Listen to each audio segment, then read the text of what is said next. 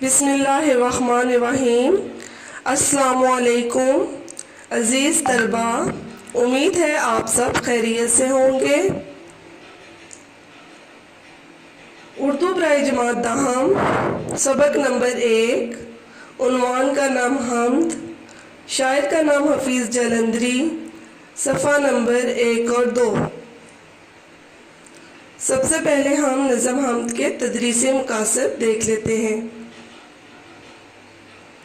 طلبہ کو حمد کے ذریعے اللہ تعالیٰ کی ذات و صفات سے آگاہ کرنا، حمد کے ذریعے اللہ سے لو لگانے کا جذبہ پیدا کرنا، حفیظ جلندری کی نظم گوئی کی خوبیوں سے روشناس کرانا، غزل اور نظم کے معنی سے آگاہی حاصل کرنا اور ان کا فرق واضح ہونا۔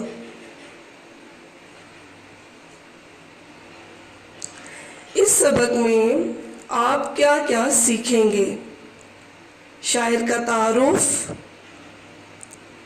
حفیظ جلندری کے کلام کی نمایاں خوبیاں، نظم اور غزل میں فرق، حمد کسے کہتے ہیں، ہم اللہ کی تعریف کیسے بیان کر سکتے ہیں، اللہ تعالیٰ کی صفات جن کا ذکر قرآن میں ہے، نظم حمد کی بلند خوانی، مشکل الفاظ کے معنی، تشریح کا طریقہ کار، نظم کی آسان تشریح۔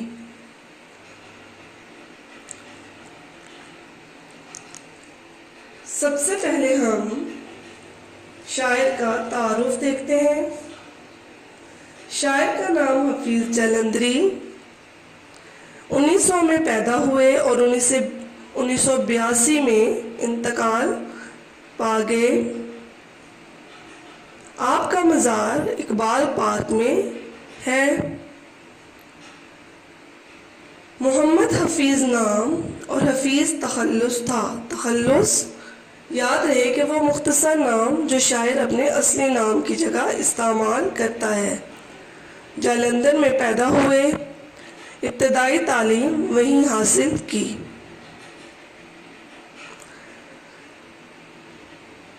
شعر و شاعری کا فطری ذوق رکھتے تھے۔ مولانا غلام قادر گرامی کے شاگرد تھے۔ شاہنامہ اسلام ان کی ایک قابل قدر تخلیق ہے۔ اس کے علاوہ پاکستان کا قومی ترانہ ان کی ایک باعث فخر تخلیق ہے۔ آپ کی چند تصانیف یہ ہیں: تلخابۂ شیریں، سوز و ساز، حفیظ کے گیت، حفیظ کی نظمیں، چونٹی نامہ۔ اب ہم آتے ہیں حفیظ جلندری کے کلام کی نمایاں خوبیاں کون کون سی ہیں۔ زبان کی صفائی، سادگی، سوز و گداز اور موسیقیت ان کے کلام کی نمایاں خصوصیات ہیں۔ اس کے بعد ہم دیکھ لیتے ہیں کہ نظم اور غزل میں فرق کیا ہے۔ یاد رہے کہ نظم ایک عنوان کے تحت ہوتی ہے، کہ نظم کا کوئی نہ کوئی عنوان ضرور ہوتا ہے، جیسے حمد، برسات کی بہاریں، نعت وغیرہ۔ نظم کے اشعار مرکزی خیال کے مطابق ایک ترتیب میں ہوتے ہیں۔ نظم میں موجود تمام اشعار ایک عنوان کے تحت ہوتے ہیں، جبکہ غزل کا کوئی عنوان نہیں ہوتا۔ غزل کا ہر شعر دوسرے شعر سے الگ ہوتا ہے۔ غزل کے ہر شعر کا الگ مفہوم ہو سکتا ہے۔ اب ہم آ جاتے ہیں اپنے عنوان کی طرف کہ حمد کسے کہتے ہیں۔ وہ نظم جس میں اللہ تعالیٰ کی تعریف بیان کی جائے اسے حمد کہتے ہیں۔ ہم اللہ کی تعریف کیسے بیان کر سکتے ہیں؟ اللہ کے بتائے ہوئے احکامات پر عمل کر کے، امر بالمعروف اور نہی عن المنکر پر چل کر، کہ نیکی کا حکم دے کر اور برائی کے کاموں سے باز رہ کر ہم اللہ تعالیٰ کی تعریف بیان کر سکتے ہیں۔ اب ہم آتے ہیں اللہ تعالیٰ کی وہ صفات جن کا ذکر قرآن میں ہے۔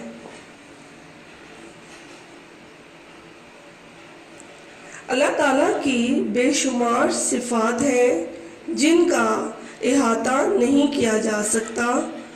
جس طرح اللہ تعالیٰ کی ذات کی کوئی حد اور انتہا نہیں، اسی طرح اس کی صفات کی بھی کوئی حد اور انتہا نہیں ہے۔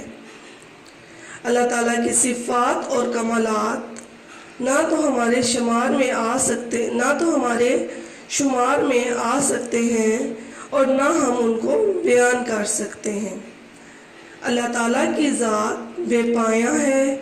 اللہ کی صفات جن کا ذکر قرآن میں ہے، سورہ طٰہٰ میں ہے، وہ ان سب چیزوں کو جانتا ہے جو ان کے آگے ہیں اور جو ان کے پیچھے ہیں، اور وہ اپنے علم سے اس کے علم کا احاطہ نہیں کر سکتے۔ سورہ شعراء میں ہے، اس جیسا کوئی نہیں اور وہی سنتا دیکھتا ہے۔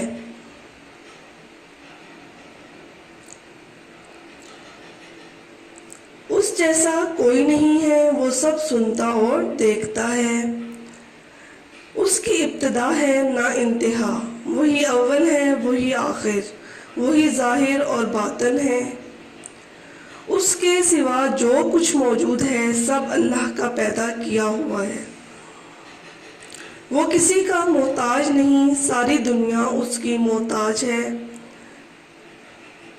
وہی عزت اور ذلت دیتا ہے، وہی نفع اور نقصان پہنچاتا ہے اور رزق دیتا ہے۔ اللہ کا کوئی کام حکمت سے خالی نہیں۔ وہ سب کا نگہباں ہے اور سب بادشاہوں کا بادشاہ ہے۔ عبادت کے مستحق صرف اللہ کی ذات ہے۔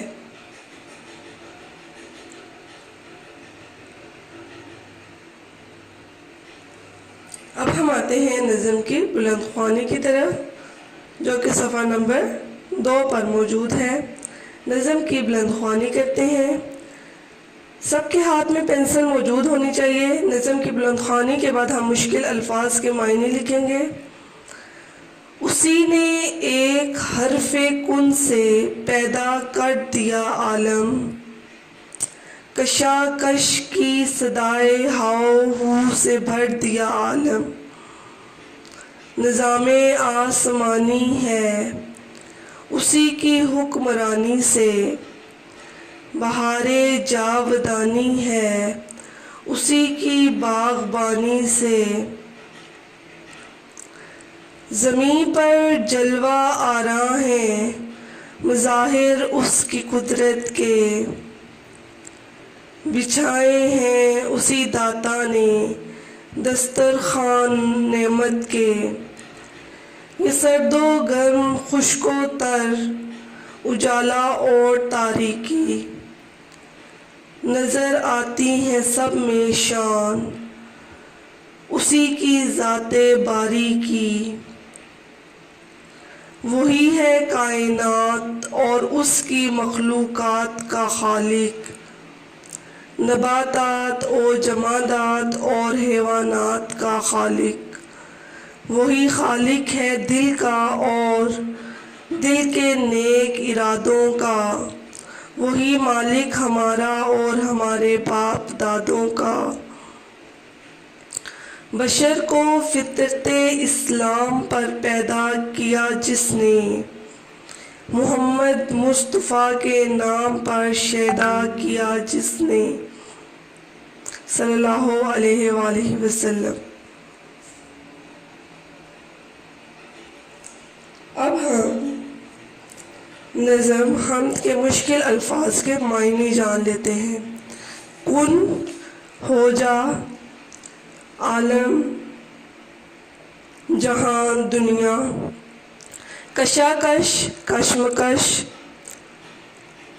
ہاؤ ہو گہما گہمی، بہار جاودانی ہمیشہ رہنے والی بہار، باغبانی باغ کی دیکھ بھال، جلوہ آرا جلوہ دکھانا، بشر انسان شیدا قربان، نباتات جڑی بوٹیاں، جمادات بے جان چیزیں۔ مرکزی خیال کی طرف آتے ہیں۔ یاد ہے کہ مرکزی خیال وہ تصور یا سوچ جس کو بنیاد بنا کر کوئی شاعر یا مصنف کوئی کہانی یا نظم لکھتا ہے، اسے مرکزی خیال کہا جاتا ہے۔ مرکزی خیال 2 یا 3 سطور پر مشتمل ہوتا ہے۔ نظم حمد کا مرکزی خیال ہے، اس نظم میں شاعر اللہ تعالیٰ کی تعریف بیان کرتے ہوئے کہتے ہیں کہ اللہ تعالیٰ نے ایک لفظ کن کہہ کر دنیا کی تخلیق کر دی۔ اللہ تعالیٰ ہر چیز کا خالق و مالک ہے، وہ ہر چیز پر قوی و قادر ہے۔ یہ تو تھا نظم نعت کا اور نظم حمد کا مرکزی خیال۔ اب ہم آتے ہیں اشعار کی تشریح کی طرف۔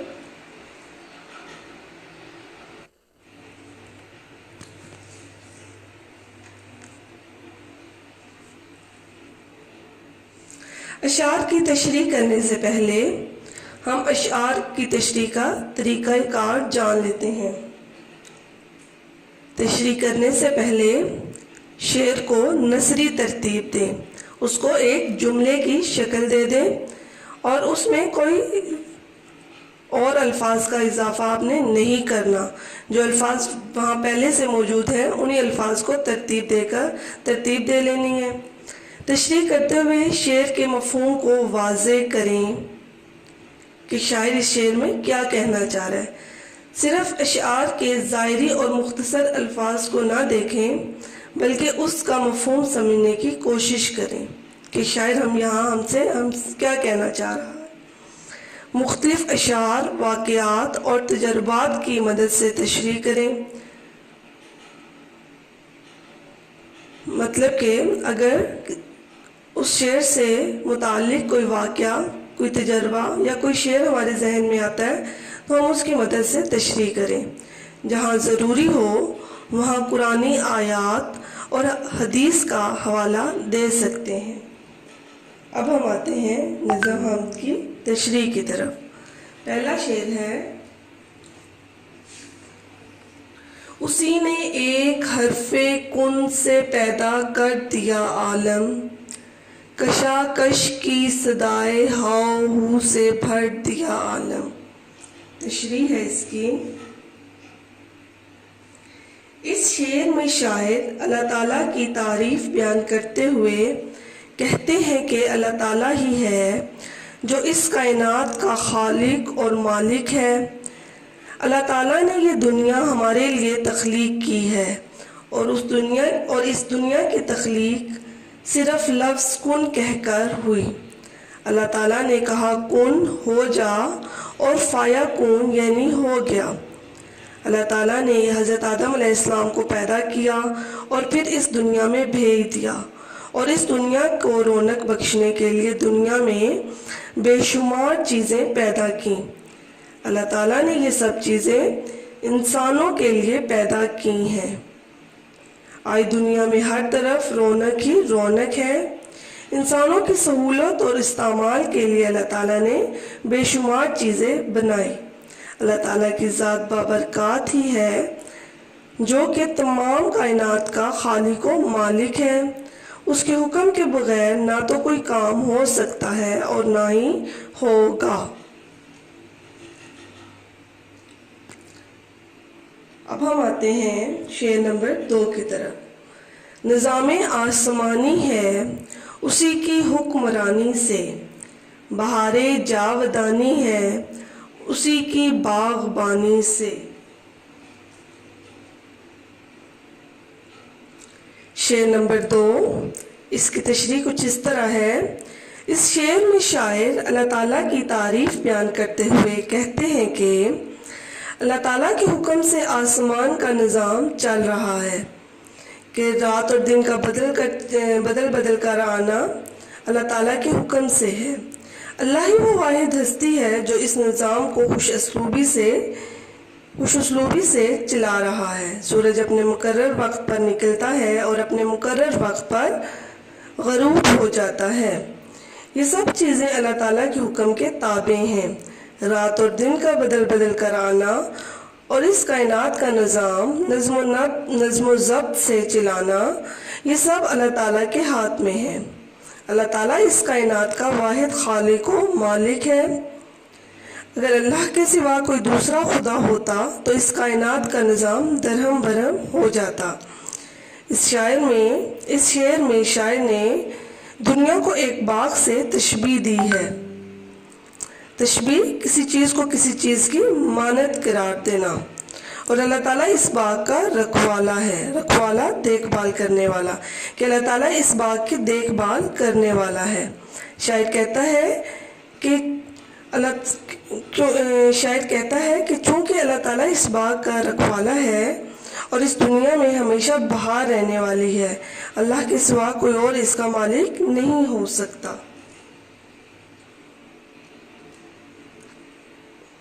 اب ہم آتے ہیں نظم کے تیسرے شعر کی طرف۔ زمین پر جلوہ آراں ہیں مظاہر اس کی قدرت کے، بچھائے ہیں اسی داتا نے دسترخوان نعمت کے۔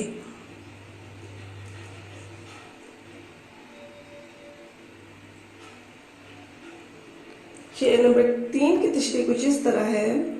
شاعر کہتا ہے کہ اس زمین پر موجود ہر چیز میں اللہ تعالیٰ کا جلوہ نظر آتا ہے۔ اس زمین پر بسنے والی ہر چیز اس بات کی گواہ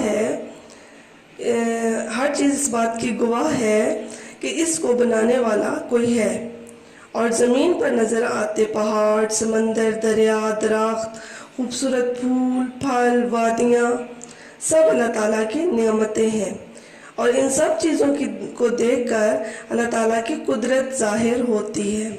اللہ تعالیٰ نے یہ سب نعمتیں انسان کے لیے عطا کی ہیں۔ اس کائنات کا خالق اللہ ہے، اور اللہ تعالیٰ نے ہی اسے تخلیق کیا۔ اللہ تعالیٰ نے ہی انسان کو تخلیق کیا، اس کو رزق دینے کا وعدہ کیا۔ اللہ تعالیٰ نے انسان کے لیے بے شمار نعمتیں پیدا کی۔ اللہ تعالیٰ کی ان نعمتوں کا ذکر قرآن پاک کی سورہ رحمان میں ہے۔ ارشاد باری تعالیٰ ہے، پس اے گروہ جن و انس، تم اپنے پروردگار کی کون کون سی نعمتوں کو جھٹلاؤ گے؟ اس لیے ہمیں اللہ تعالیٰ کی نعمتوں کا شکر ادا کرنا چاہیے۔ اب ہم آتے ہیں شعر نمبر 4 کی طرف۔ یہ سرد و گرم، خشک و تر، اجالا اور تاریکی، نظر آتی ہے سب میں شان اسی کی ذات باری کی۔ تشریح شعر کی کچھ اس طرح سے ہوگی۔ اس شعر میں شاعر اللہ تعالیٰ کی نعمتوں کا ذکر کرتے ہوئے کہتا ہے کہ ہر چیز میں اللہ تعالیٰ کا جلوہ نظر آتا ہے۔ سردی، گرمی، بہار، خزاں، خشک اور ہر گیلی چیز، ہر چیز میں اللہ تعالیٰ کا جلوہ نظر آتا ہے۔ ان میں سے کوئی بھی چیز نہ ہوتی تو اس کائنات کا نظام جو خوش اسلوبی سے چل رہا ہے وہ دھرم برہم ہو جاتا۔ انسان اللہ تعالیٰ کی ذات کے بارے میں جاننا چاہے تو اسے ہر چیز میں اللہ تعالیٰ کا جلوہ نظر آتا ہے۔ ہر چیز میں اللہ تعالیٰ کی حکمت پوشیدہ ہے۔ ہم اللہ کا جس قدر بھی شکر ادا کریں وہ کم ہے۔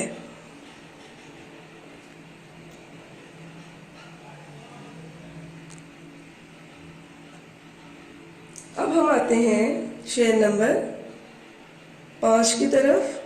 وہی ہے کائنات اور اس کی مخلوقات کا خالق، نباتات اور جمادات اور حیوانات کا خالق۔ اس کی تشریح کچھ اس طرح ہے۔ اللہ تعالیٰ ساری دنیا کا پیدا کرنے والا ہے۔ اس دنیا کی تمام مخلوقات بھی اس نے پیدا کی۔ وہ سب کا خالق و مالک ہے۔ اس دنیا میں جتنے بھی درخت پودے ہیں سب اللہ تعالیٰ نے پیدا کیے۔ ہر جاندار اور بے جان چیز کا پیدا کرنے والا اللہ ہی ہے۔ شاعر اس شعر میں یہ بتانا چاہتا ہے کہ دنیا کی ہر چیز اللہ تعالیٰ نے بنائی ہے۔ ہر چیز خواہ وہ جاندار ہو یا بے جان، پہاڑ ہو یا دریا، ہر چیز کا پیدا کرنے والا اللہ تعالیٰ ہے۔ اس دنیا میں بے شمار چیزیں ہیں، کچھ ہمارے علم میں ہیں اور کچھ ہمیں معلوم نہیں۔ جو چیز بھی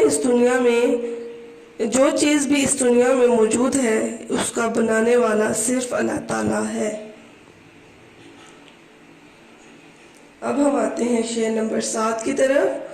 وہی خالق ہے دل کا اور دل کے نیک ارادوں کا، وہی مالک ہمارا اور ہمارے باپ دادوں کا۔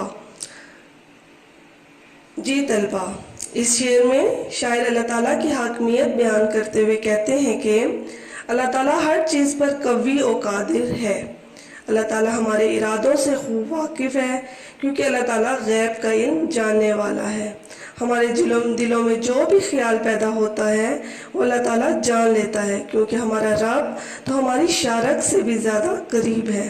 اگر ہم کسی نیک کام کا ارادہ کریں تو ہمیں یہ جان لینا چاہیے کہ نیک کام کی تحریک اللہ کی طرف سے ہوتی ہے۔ اللہ تعالیٰ ہمیں نیکی کے کاموں کی طرف راغب کرتا ہے اور اس کام کو مکمل کرنے میں ہماری مدد فرماتا ہے۔ اللہ تعالیٰ ہمارا مالک ہے اور وہی اللہ تعالیٰ ہمارے باپ دادوں، ہمارے آباء و اجداد کا بھی مالک و خالق ہے۔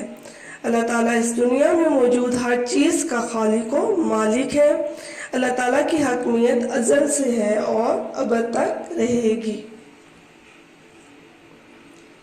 اب ہم آتے ہیں اپنے آخری شعر کی طرف۔ بشر کو فطرت اسلام پر پیدا کیا جس نے، محمد مصطفیٰ صلی اللہ علیہ وآلہ وسلم کے نام پر شیدا کیا جس نے۔ آخری شعر میں شاعر اللہ کی تعریف کرتے ہوئے کہتے ہیں کہ اللہ کی ذات بزرگ اور برتر ہے جس نے انسان کو پیدا کیا ہے۔ اللہ تعالیٰ نے انسان کو فطرت اسلام پر پیدا کیا، اسلام کی فطرت پر پیدا کیا۔ جب بچہ پیدا ہوتا ہے تو وہ مسلمان پیدا ہوتا ہے، پھر اس کے والدین اس کو یہودی، نصرانی یا جو بھی مسلک اسے دے دیں۔ اسے اسلام کے اصولوں پر چلنا سکھایا اور اسلام کے اصولوں پر چلانے کے لیے انبیاء اور رسول بھیجے، جس میں حضرت محمد صلی اللہ علیہ وآلہ وسلم اللہ کے آخری نبی اور رسول ہیں۔ آپ صلی اللہ علیہ وآلہ وسلم کی امتی ہونے کی حیثیت سے ہمارا فرض ہے کہ ہم آپ صلی اللہ علیہ وآلہ وسلم سے محبت کریں اور آپ صلی اللہ علیہ وآلہ وسلم کے بتائے ہوئے طریقہ کار کے مطابق زندگی بسر کریں۔ اللہ تعالیٰ کا ارشاد ہے کہ اگر تم مجھ سے محبت کا دعویٰ کرتے ہو تو حضرت محمد صلی اللہ علیہ وآلہ وسلم کی پیروی کرو، اللہ تعالیٰ بھی تم سے محبت کرے گا۔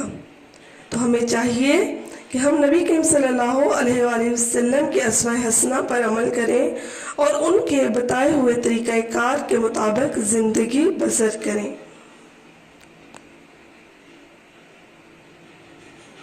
پیارے طلبہ، یہاں پر نظم کے آخر میں آپ کو دکھائی دے رہا ہے کہ انتخاب نعت جلد پنجم، مؤلف عبدالغفور قمر۔ یہ انتخاب نعت سے لیا گیا ہے، جلد پنجم ہے اس کی، اور اس کے مؤلف کیا ہوتا ہے؟ مختلف کتابوں کی مدد سے کتاب لکھنے والا، جس کی اپنی کوئی کتاب نہیں ہوتی لیکن وہ مختلف کتابوں کی مدد سے کتاب لکھتا ہے، اور وہ کون ہے؟ عبدالغفور قمر ہے۔ ویسے تو نظم کے شاعر جو وہ حفیظ جلندری ہیں۔ مؤلف وہ ہوتا ہے جو کہ مختلف کتابوں کی مدد سے کتاب لکھتا ہے۔ گھر کا کام ہے آپ کا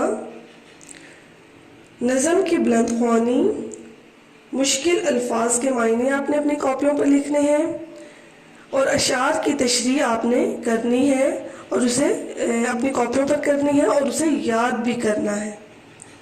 پیارے طلبہ، امید ہے آپ سب سمجھ گئے ہوں گے۔ اگر پھر بھی آپ کو کوئی دقت درپیش ہو تو آپ دوبارہ پوچھ سکتے ہیں۔ شکریہ۔ خدا آپ کا حامی و ناصر ہو۔ اللہ حافظ۔